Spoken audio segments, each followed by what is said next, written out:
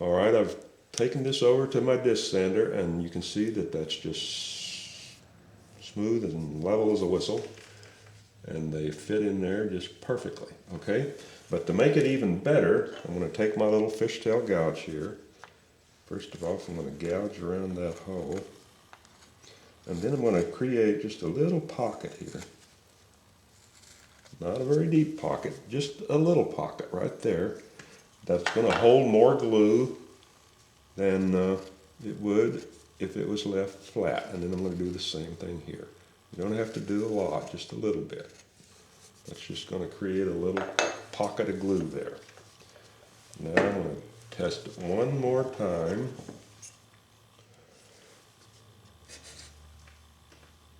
And that looks pretty good. See, we still have plenty of wood up here to carve, to match the body, and we still have lots of wood back here to carve away to match the back. So we're in good shape there. And we've got lots of wood out here to carve to make it slope into the body like on Dietz there. So we're in good shape. So now, with that all done, I can get back to my hand because I want to finish this hand before we go any farther. Okay, we've got our hand all basically blocked out here. The hole is big enough now to hold quite a few loops of the rope. We're good to go there. So now what I want to do is I want to carve my fingers. Now, again, our planes, we got 1, 2, 3 planes here for the 3 knuckles of your hands. The back of our hand is flat. So we got to divide this up into 4 pieces. So we come over here and we figure out how thick a finger is. Now your hand here might be wider than 4 fingers. Don't divide this up into 4. Use just visually determine where those fingers are. And as you can see, our little finger here is a lot thicker than these other 2, so we're going to have to carve that down. But the good thing about that is that's going to give us some more wood to play with right here, because if you can see on my hand, see how you got that little bump right there on the side of the hand? That's good. Doesn't show on Dietz here much, but there's just a little bump there. So, now we got that. Let's go ahead and mark the rest of these.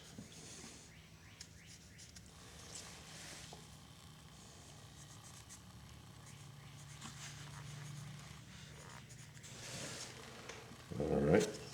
Now here's the top of the knuckle. First knuckle right there, okay? But here's the top of my knuckle. See that? But where does the groove start? The groove starts down from there. See there? So I certainly don't want to break that glue, let that groove come clear up to the top of the knuckle, or that just wouldn't look right. So what I'm going to do is I'm going to bring it down a little, about right there. Okay? And my first cut is I'm going to take my knife, and on that mark I'm just going to stab it in there. Go right across the fingers, like that. And then cut down to my line.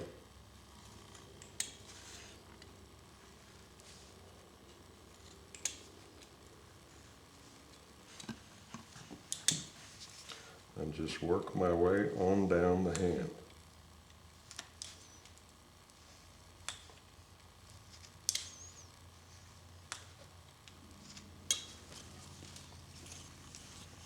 And be careful over here, remember, you're going against your grain here, so it's not as strong as it is farther up.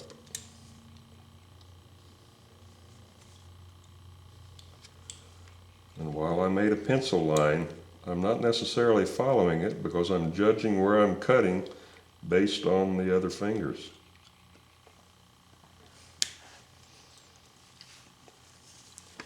And here on the end, I'm just going to carve that. And I'm also, before I carve that, I'm going to carve a little slope here, because you can see your fingers aren't the same length. So we want to make sure we take that into consideration down here. It's not so evident up here, but it's really evident down below on the end of the hand, or fingers. See there, looks good. Now here on this one, right there where the finger begins, And you have to be careful here because we're in good shape. See how that broke right there? That's going to break right down along the length of that finger. We don't want to take off too much. There, now see you got that little bump right there? It looks great. That's what makes your carvings look good, is when what you're doing is a good reflection of what it is in real life. Now I can go back and take off the corners of those fingers. Just work on this side first.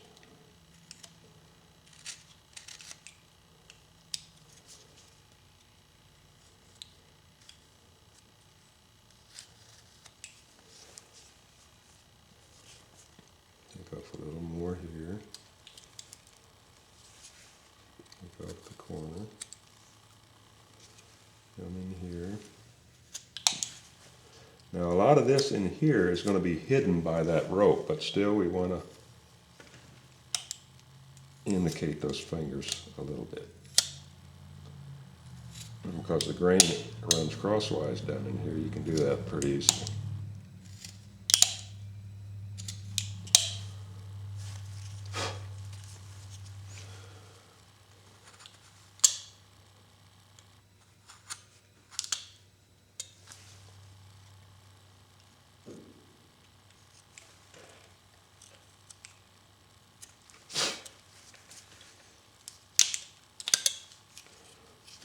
Now out here on the end, where this edge of that finger shows, we want to narrow that down a little and indicate the breaks of the knuckle.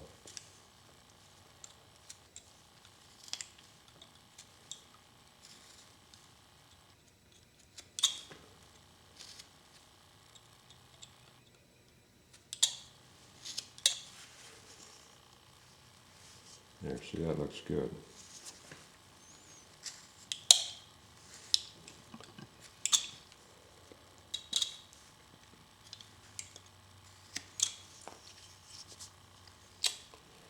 That looks pretty good. So now all I have to do is round off the other side of the fingers.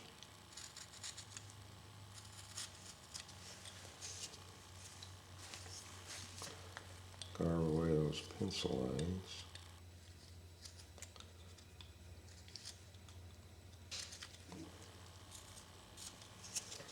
And out here on this side too, you can indicate the breaks of those knuckles to make your hand look better. Down in there, it's not really necessary. Okay, on the thumb, basically the same thing as with the fingers. We just round off those corners.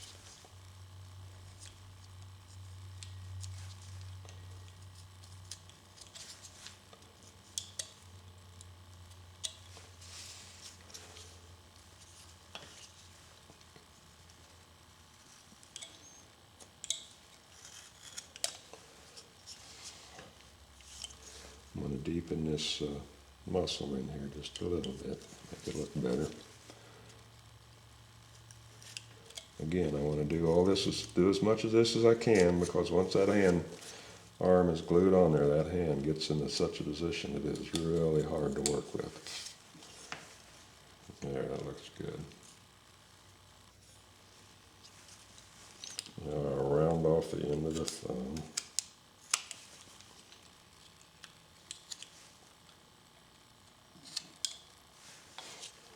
Right there. Now I'll show you a little trick here. To indicate a fingernail, and you don't have to do this, but I'll just show you how you can do it. To indicate a fingernail, and the only fingernail that's really going to show on this figure, it will be his thumb. So that fingernail will come to about right there, okay? We just want to indicate it. We don't want to carve it to any degree of real detail.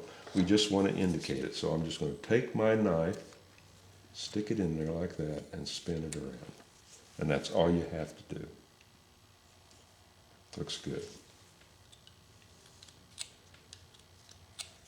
Okay, now let's test fit that sucker one more time. Looks pretty good, doesn't it? Oh, one last thing, forgot one last thing.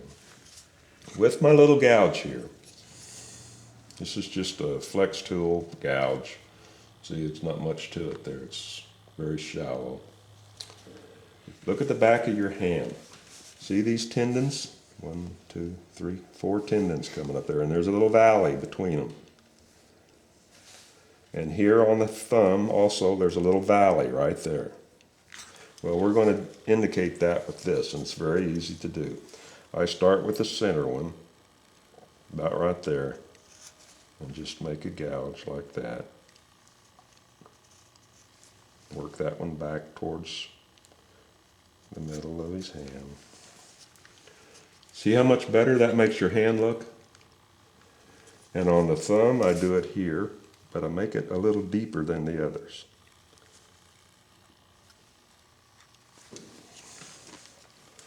There. Now when that's sanded down, that's going to really look nice. Let me extend those on up there just a little bit.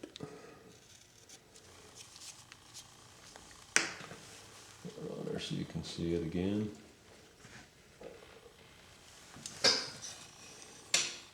There, see, that really looks good, doesn't it? So now the only thing left is to glue that arm on. And I'm going to do that right now.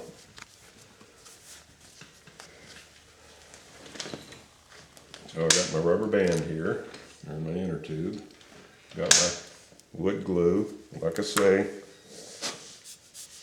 use a good quality wood glue, not the white glue. Don't use the white glue. Go down there and buy the carpenter's glue, yellow glue.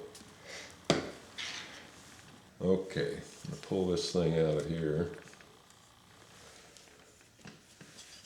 I'm going to take my yellow glue, get rid of that. Squeeze me a good dot right there, then kind of spread that around on the outside.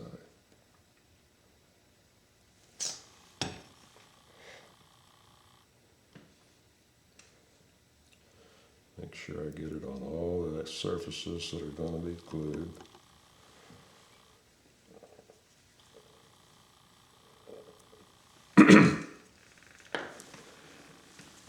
Put me a little dot right there in the middle where that little pool is that I carved.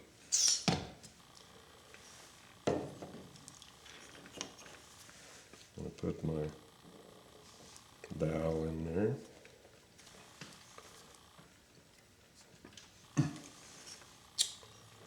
Try to keep the glue off everything. Remember, when you get glue on the carving, it's not going to accept paint like it will.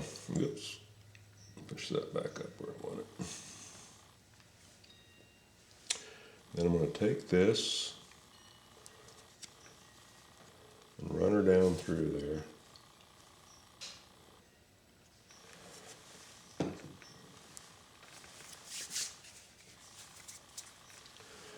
I'm going to press it together with my fingers real hard, like that.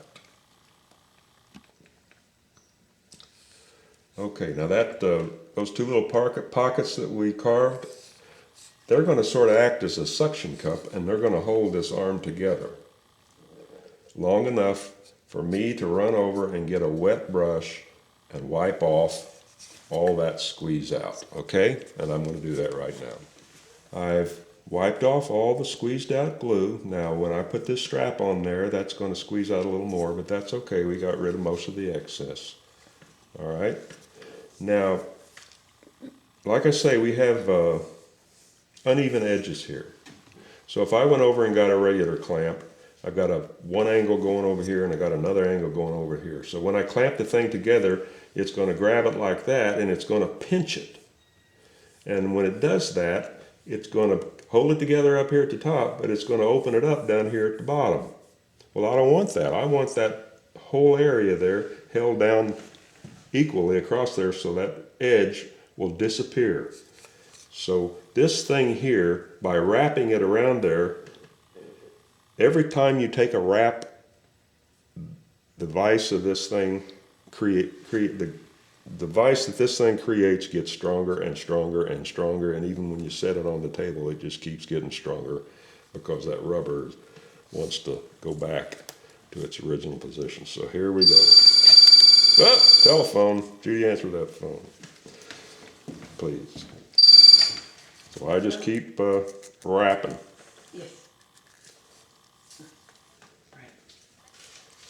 See how I come up other direction? Alright. Come across here at the top, down. Just keep wrapping, it's not gonna hurt it the more you wrap. And then on your final wrap, take your finger and lay it there. Oops, here's the final wrap. Take your finger, lay it there like that.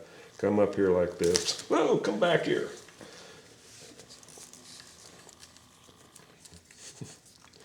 Happens every time. Looping under there. Come on.